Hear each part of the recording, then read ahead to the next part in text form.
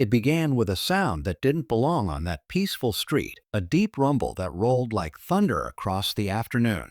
Four bikers, leather-clad and fierce, turned into the neighborhood, the insignia of their club, the Hells Angels, blazing like fire in the sun. Curtains fluttered, doors shut. Even the air seemed to hold its breath.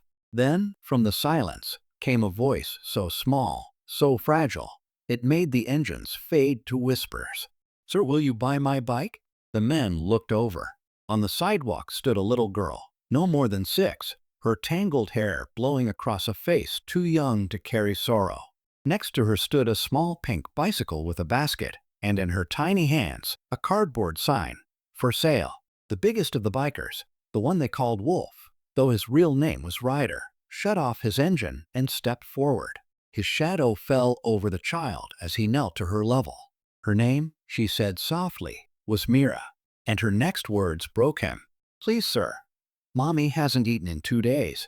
Ryder followed her gaze. Under a nearby tree sat a frail woman wrapped in a blanket, pale and trembling. Her mother, Clara. Ryder's voice caught. He asked gently, "What happened, sweetheart?" Through tiny sobs, Mira explained everything. How her mother had worked at a local catering company. How the boss, Mr. Hensley, a man who smiled for cameras and called himself a philanthropist, had fired her during layoffs without mercy. Clara had begged him for just a few more weeks so she could feed her child, but he told her she was replaceable. Since then, everything had fallen apart. Rent overdue, bills piling up, and not a single meal for days.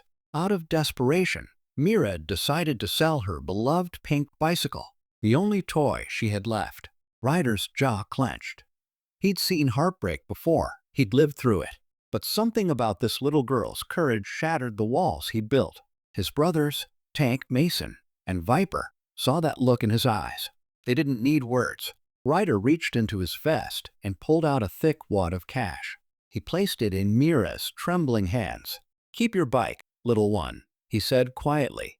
No child should ever have to sell their happiness for food. But for Ryder, that moment wasn't enough. Not anymore. He promised Mira he'd be back soon, and the engines roared to life again. The next stop, Hensley Corporation, a towering glass building, shining in the sunlight like a monument to greed. The four bikers walked in, heavy boots echoing across marble floors. Gasps followed them, whispers trailed behind. When they reached the top office, the CEO's polished smile faded. "What's the meaning of this?" Hensley demanded. Ryder said nothing at first. He pulled from his pocket the small cardboard sign, the one that said "For sale," and placed it on the man's spotless desk. "That," Ryder said, voice low and steady, "is what your decisions cost." He told Hensley about Mira, the hungry child, the mother too weak to stand, and the bicycle that meant hope. Hensley tried to justify himself with business talk, downsizing, and excuses. But when he met Ryder's eyes, full of quiet fire, he went silent. Ryder didn't threaten him. He simply said, "You can't buy forgiveness, but you can earn it if you still have a heart left." By sunset, the entire town was talking. No one knew why the once cold CEO had suddenly paid off medical debts for single parents, donated food to families, and rehired laid-off workers. But four bikers did, and so did a little girl with a pink bike. That evening, when Ryder and his crew returned to that same tree, Mira ran toward them, smiling for the first time in weeks.